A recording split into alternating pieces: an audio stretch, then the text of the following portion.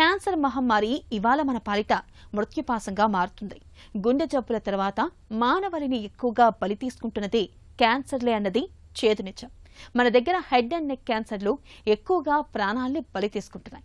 పొగాకు వ్యసనాలు, సరైన నోటి శుభ్రత లేకపోవడం వల్ల మనలో చాలా మందిలో తల, మెడ, గొంతు భాగాల్లో క్యాన్సర్ కణితులు పురుడు పోసుకుంటున్నాయి. ఈ నేపథ్యంలో హెడ్ అండ్ నెక్ క్యాన్సర్లకు కారణాలు, చికిత్సా మార్గాల గురించి ఇప్పుడు తెలుసుకుందాం. మన భారతదేశంలో కనుక చూస్తే హెడ్ అండ్ నెక్ క్యాన్సర్ అనేది చాలా కామన్. అందులో నోటి క్యాన్సర్ చాలా కామన్, అలానే గొంతు క్యాన్సర్, ఇంకా లాలాజలం గ్రంథులు, సెలెవరీ గ్లాండ్స్ అంటారు, వాటి నుంచి కూడా హెడ్ అండ్ నెక్ క్యాన్సర్ నుంచి పరిగణపడుతుంది. ముఖ్య కారణము మనకి తంబాకు, అంటే తంబాకు ఏది విధంగా అయినా నమిలే టొబాకో కానీ లేకపోతే స్మోకింగ్ విధంగా కానీ, ఖైనీ, గుట్కా, తంబాకు అంటారు, మందు అంటే ఆల్కహాల్. అలా కాకుండా హ్యూమన్ ప్యాపిలోమా వైరస్ అనేది ఒక వైరస్ వల్ల కూడా మనకి హెడ్ అండ్ నెక్ క్యాన్సర్ అనేది థ్రోట్ క్యాన్సర్కి దారితీస్తుంది. అలా కాకుండా కొన్ని జన్యుపరమైన మ్యుటేషన్స్ ఫ్యామిలీలో రన్ అవుతున్న వాళ్ళకు కూడా హెడ్ అండ్ నెక్ క్యాన్సర్స్ చూస్తాము. కొన్ని రకాల కెమికల్ ఇండస్ట్రీస్, పెయింట్ చేసే వాళ్ళ కెమికల్స్ వల్ల కూడా లాలాజలం గ్రంథులు హెడ్ అండ్ నెక్ క్యాన్సర్కి దారితీస్తుంది అనమాట.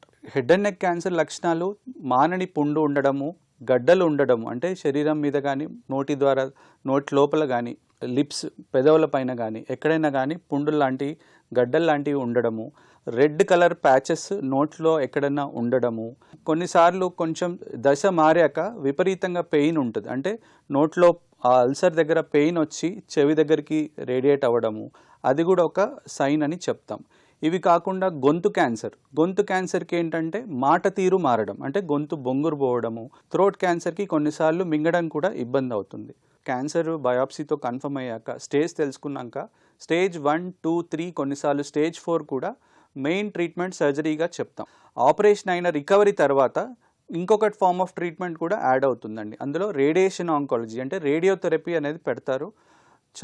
ఆ రేడియేషన్ ఆంకాలజీ ఎలా ఉంటుందంటే ఒక 5 వారాల నుంచి 6 వారాలు రేడియేషన్స్ తీసుకోవాల్సి అని చెప్తాము. కొంతమందికి కీమోథెరపీ కూడా యాడ్ చేస్తాం. ఈ మధ్య కాలంలో అడ్వాన్స్డ్ ట్రీట్మెంట్ మొడాలిటీస్ చూసుకుంటే ఒకానొక దశలో స్టేజ్ 4 క్యాన్సర్స్కి మనం ఏం ట్రీట్మెంట్ లేదు అని చెప్పేవాళ్ళం. కానీ ఇప్పుడు ఇమ్యూనోథెరపీ, అంటే ఒక రకంగా చెప్పాలంటే ఓన్లీ క్యాన్సర్నే మనం అంటే క్యాన్సర్ మీద ప్రభావం చూపుతూ బాడీ ఇమ్యూనిటీ పెంచుకుంటూ క్యాన్సర్ని జయిస్తుందన్నమాట. ఇమ్యూనోథెరపీ అనేది కూడా ఈ మధ్య కాలంలో వాడుతున్నాము.